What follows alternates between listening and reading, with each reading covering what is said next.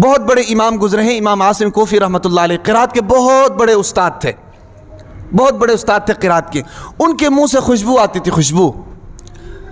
ان کے شاگردوں نے بہت کوشش کی کہ پتہ لگایا جائے استاد جی کے منہ سے خوشبو کس چیز کی آتی ہے، استاد جی کیا ایسی چیز کھاتے ہیں یا استعمال کرتے ہیں کہ ان کے منہ سے جب بھی ان کے پاس بیٹھو تو منہ سے خوشبو آتی ہے، جب بھی ان کے پاس بیٹھو تو منہ سے خوشبو آتی ہے، اور خوشبو بھی ایسی آتی ہے کہ پورے مسجد کے اندر پھیل جاتی ہے۔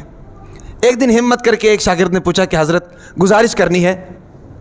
فرمایا کہ پوچھو۔ کہنے لگے کہ حضرت آپ کے منہ سے خوشبو آتی ہے، آپ ہمیں ذرا بتائیں کہ یہ خوشبو کس چیز کی آتی ہے؟ انہوں نے کہا کہ بس ویسے ہی آتی۔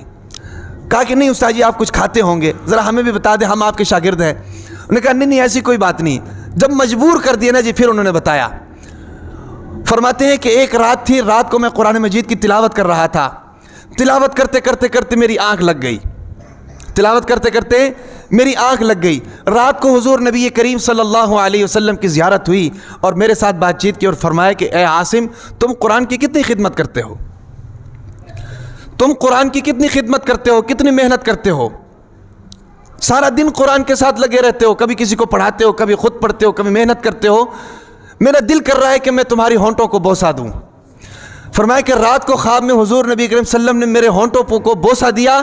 فرمایا کہ اس کے بعد سے میں جب بھی منہ کھولتا ہوں میرے منہ سے خوشبو آتی ہے۔ یہ ہے قرآن کے ساتھ تعلق، یہ قرآن کے ساتھ تعلق ہے، یہ ہونا چاہیے۔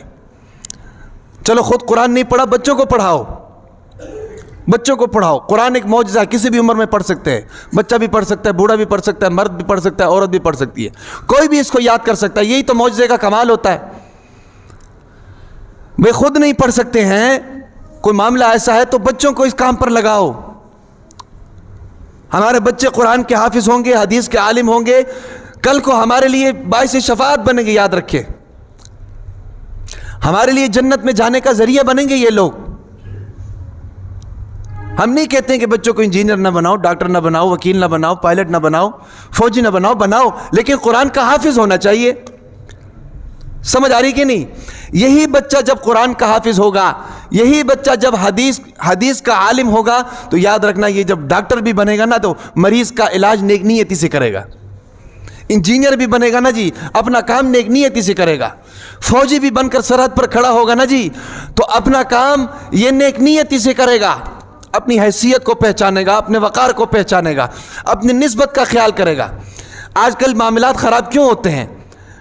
پچھلے دنوں ایک واقعہ سامنے آیا ہے کہ راولپنڈی کے اندر ڈاکٹر حضرات یہاں سے بندوں کو گھیر کر لے جاتے ہیں، وہاں جا کر گردے نکال لیتے ہیں۔ آخر یہ لالچ اور یہ ہوس اور یہ ہرس کیسے پیدا ہوئی؟ وہ اس لیے پیدا ہوئی کہ جو بھی کام کر رہے ہیں وہ صرف دنیا کمانے کے لیے کر رہے ہیں، اس میں دین کا کوئی حصہ نہیں۔ جب دین کا حصہ ہوگا نا تو ایک ڈاکٹر جب مریض کا علاج کرے گا تو مخلوق کی خدمت سمجھ کر کرے گا، دنیا کا مال تو اس کو ملے گا، اس کی تنخواہ اس کو ملے گی، اس کا پیسہ اس کو ملے گا، لیکن ساتھ میں مخلوق کی خدمت کرنے کا ثواب بھی اس کو ملے گا۔ اس لیے اپنی اولاد کو دین سکھائیں۔ قرآن کے ساتھ ہمارا خود کا بھی تعلق مضبوط ہونا چاہیے اور ہماری اولاد کا تعلق بھی قرآن کے ساتھ مضبوط ہونا چاہیے۔